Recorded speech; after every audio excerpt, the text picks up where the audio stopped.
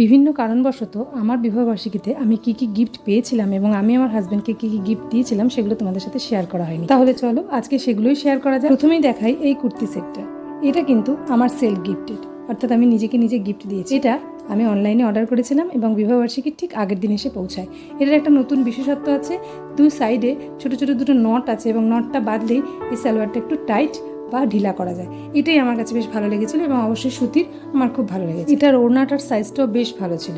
যাই হোক, আসলে হাজব্যান্ড বা বাড়ির অন্য কেউ যেই গিফট দিক না কেন, নিজের পয়সায় নিজের জন্য গিফট কেনার আনন্দই আলাদা। আর হাজব্যান্ডের কাছ থেকে পেয়েছিলাম একটা কুর্তি, একটা টপ, একটা নাইটি এবং এই সুন্দর সোনার পেন্ডেন্টটা। তোমরাই দেখে নাও কেমন হয়েছে, আমার ভীষণ পছন্দ হয়েছে। আর এই ক্যাডবেরিটা দিয়েছিল আমার স্টুডেন্টরা। আর আমি আমার হাজব্যান্ডকে দুটো টি শার্ট দিয়েছিলাম, একটা অনলাইনে অর্ডার করেছিলাম, এটা হচ্ছে গ্রে এবং রেড কালারের কম্বিনেশন, আর একটা হচ্ছে অরেঞ্জ কালারের, সেটা অফলাইনে। এবার বলো তোমাদের কেমন লাগলো আমার এই গিফট। ভালো লাগলে লাইক আর সাবস্ক্রাইব করে আমার চ্যানেলের পাশে দেখো। দেখা হচ্ছে নেক্সট ব্লগে। টাটা।